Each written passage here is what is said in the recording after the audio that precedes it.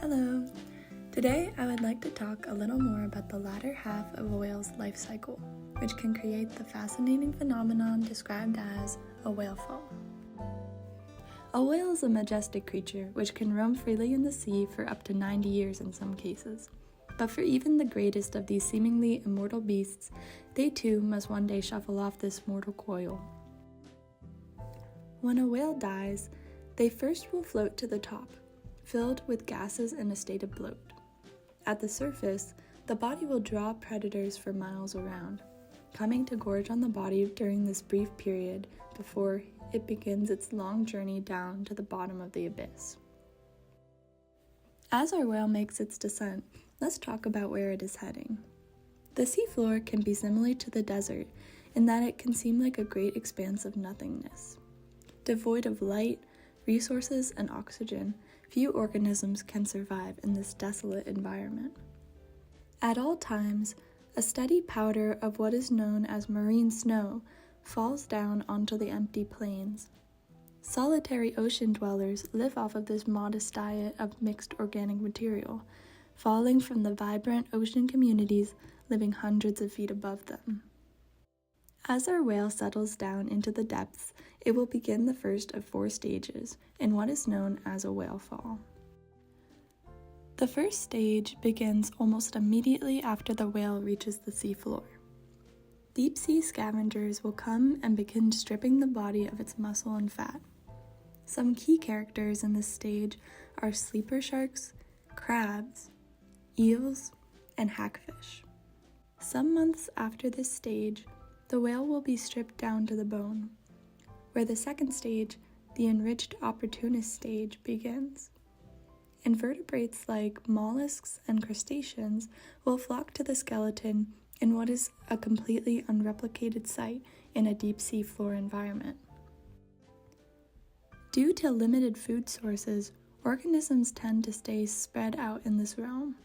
A whale fall is unique in that the sudden arrival of a huge supply of nutrients to this otherwise wasteland creates a pop-up ecosystem. A broad array of species can colonize the bones for years, savoring the few traces of flesh left by the larger scavengers. Finally, the whale enters into what is known as the sulfophilic stage. This stage can last for the better half of a century. After the bones have been stripped bare, what looks like an abandoned skeleton is actually teeming with life. In this stage, chemosynthetic bacteria arrive on the scene.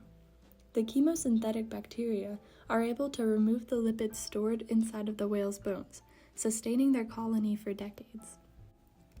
The breakdown of these lipids creates sulfides in a chemical reaction. Bone-eating oxidax worms arrive shortly after, creating a red carpet over the carcass as it feeds on these bones. One interesting recent study on these chemosynthetic bacteria and tube worms explains how widespread they are around the globe.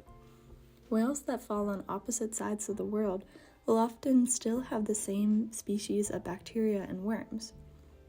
More interestingly, fossil whale falls from 33.9 ranging from 33.4 million years ago mysteriously lacked this sulfophilic stage.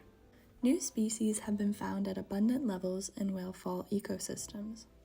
Whale fall fauna are often also found at other extreme environments such as hydrothermal vents and cold seeps. It is believed that whales act as stepping stones for species to spread to new regions, which is one common explanation for their widespread abundance of relatively modern fauna. Along with this, it appears that many species commonly seen at whale falls are evolved for that particular niche. For example, morphologies which allow an organism to more easily blend in with the whale's body or to more effectively extract its nutrients. A common question on this topic is, why are whales so important? Does this not happen with every large animal that sinks to the bottom of the ocean? Surprisingly, the answer is not quite. Studies have been done with other similar animals like dolphins, whale sharks, and even an alligator, but their bodies never achieve the same lasting effect as a whale's in that they do not achieve this final sulfophilic stage. It is believed that this is due to the very high fat and blubber content in a whale carcass. The uniquely rich lipid content of the corpse is what is key to sustaining this new ecosystem through the decades. Interestingly, however, large logs, when given the chance to fall into deep water, can create the most comparable event called a woodfall.